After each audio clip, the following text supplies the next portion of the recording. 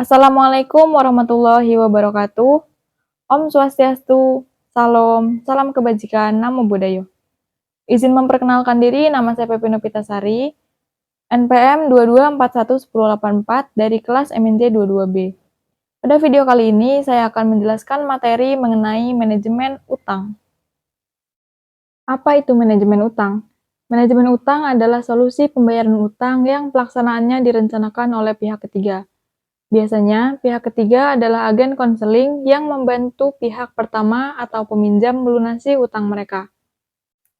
Dalam pelaksanaannya, pihak ketiga akan mengatur jadwal dan ketepatan pembayaran baru untuk melunasi utang sesuai kemampuan peminjam. Tujuan manajemen utang. Manajemen pengelolaan utang bertujuan membantu pihak peminjam mendapatkan dana atau aset untuk melunasi utangnya. Dengan demikian, risiko gagal bayar dapat dihindari. Perencanaan yang baik akan memberikan kenyamanan untuk kedua belah pihak. Peminjam dapat melunasi utangnya sesuai kondisi keuangan dan peminjam hutang mendapatkan uangnya kembali. Selain itu, cara mengelola utang yang baik juga bertujuan untuk meminimalisir semakin memburuknya kondisi finansial. Cicilan utang bulanan seharusnya tidak melebihi 35% dari total pendapatan. Tips manajemen utang. 1. Membuat perencanaan. Perencanaan bertujuan untuk menentukan prioritas hutang yang harus dibayarkan terlebih dahulu. Hal ini bertujuan untuk mengetahui total utang keseluruhan dan menyiapkan dana yang dibutuhkan. Prioritas pertama dapat difokuskan pada utang dengan jumlah dan suku bunga paling tinggi. Tidak sedikit yang mengalami kondisi di mana suku bunga lebih tinggi daripada uang pokok. 2. Jangan menerapkan konsep tutup lubang gali lubang. Selalu hindari keputusan meminjam utang baru untuk membayar hutang lainnya. Kondisi ini biasanya dikenal dengan istilah gali lubang tutup lubang. Banyak yang memilih cara ini sebagai penyelesaian tercepat, padahal solusi tersebut tidak akan bertahan lama, karena peminjam akan tetap terlilit utang dan akan semakin menumpuk. 3. Kelola pengeluaran. Manajemen utang berikutnya adalah menekan jumlah pengeluaran semaksimal mungkin. Hal ini tentu sudah menjadi bagian dari resiko mengambil utang. Mulailah mengatur prioritas kebutuhan pokok dan hindari pengeluaran yang tidak penting. Anda perlu memahami cara membedakan kebutuhan dan keinginan. Dengan mengatur pengeluaran, pembayaran utang dapat dilakukan secara konsisten dan segera lunas. 4. Memanfaatkan aset. Kepemilikan terhadap aset tentu juga dapat menjadi solusi untuk melunasi utang. Terlebih lagi apabila aset tersebut dapat digunakan untuk melunasi utang. Aset yang dimaksud dapat berupa tanah, deposito, emas, perhiasan, atau aset dengan nilai manfaat lainnya. Bagi beberapa orang, menggunakan aset untuk melunasi utang mungkin terasa berat. 5. Mencari sumber pendapatan lain. Salah satu solusi terbaik untuk manajemen utang adalah mendapatkan sumber penghasilan tambahan. Tidak bisa dipungkiri bahwa utang muncul karena pengeluaran lebih banyak dari pendapatan. Oleh karena itu, untuk melunasi utang yang sudah ada dan memenuhi kebutuhan, menambah jumlah penghasilan adalah jawaban paling tepat. 6. Negosiasi. Langkah terakhir yang bisa dilakukan dalam manajemen hutang adalah melakukan negosiasi. Ceritakan dengan sejujurnya kondisi saat ini kepada pemberi utang, baik perorangan maupun lembaga. Sikap tersebut dapat dinilai sebagai niatan baik yang merupakan bentuk tanggung jawab melunasi utang.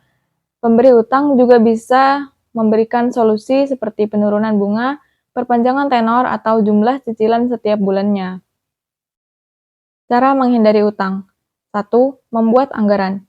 Membuat anggaran yang jelas akan membantu mengatur jumlah pengeluaran. Hal ini bertujuan untuk memastikan bahwa semua kebutuhan pokok telah terpenuhi.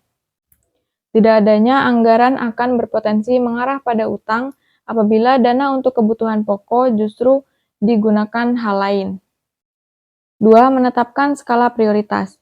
Selain anggaran dana, penyusunan skala prioritas juga menjadi salah satu cara menghindari utang yang ampuh. Setelah prioritas juga penting untuk memisahkan antara kebutuhan dan keinginan. Dengan demikian, pengeluaran yang dilakukan juga lebih bijak. 3. Hindari gaya hidup konsumtif. Cobalah untuk hidup sesuai dengan kemampuan. Maknanya, Pastikan untuk mendahulukan kebutuhan daripada sekedar mengikuti tren.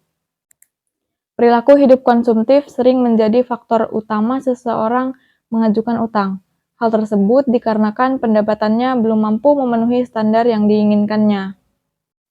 Mengikuti tren dan bersikap boros justru akan membawa banyak permasalahan lainnya, terutama dengan meminjam uang. 4. Rutin menabung. Menabung adalah kebiasaan efektif untuk menghindari utang meski masih banyak yang kesulitan untuk memulainya. Perlu diketahui bahwa menabung adalah menyisihkan sebagian pendapatan, bukan menyisakannya. 5. Siapkan dana darurat. Pada dasarnya, manajemen utang bertujuan untuk membantu peminjam melunasi utangnya, melalui sejumlah cara yang disesuaikan dengan kondisi finansialnya. Dari pembahasan di atas bisa diketahui bahwa utang terkadang menjadi hal yang tak terhindarkan bagi sejumlah orang. Fitur Life Goals didesain untuk membantu individu membuat perencanaan untuk mencapai tujuan finansial dengan lebih mudah dan tepat. Apa perbedaan antara utang konsumtif dan produktif? Yang pertama, utang konsumtif. Utang yang digunakan untuk membeli barang atau jasa yang nilainya akan berkurang atau habis seiring waktu dan tidak memberikan penghasilan atau manfaat keuangan di masa depan. Misalkan kartu kredit atau pinjaman online yang digunakan untuk belanja kebutuhan non-prioritas seperti pakaian, gadget, liburan, atau hiburan. Yang kedua, utang produktif.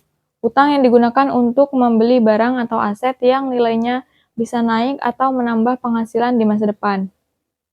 Misalkan pinjaman modal usaha yang digunakan untuk membeli properti, mesin, peralatan, atau bahan baku.